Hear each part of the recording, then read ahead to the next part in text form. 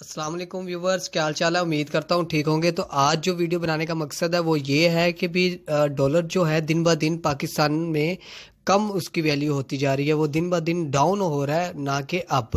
تو کیا اس کا اثر بائکس کے اوپر پڑا ہے کہ نہیں؟ کیونکہ جب ڈالر کی قیمت اپ ہوئی تھی 163 پہ 60 پہ ڈالر کی قیمت چلی گئی تھی تو بائکس کے ریٹ 4000 5000 روپیہ بڑھ چکے تھے۔ کیا ڈالر کی قیمت کم ہونے سے بائک کی پرائس جو ہے کم ہوئی ہے یا نہیں ہوئی؟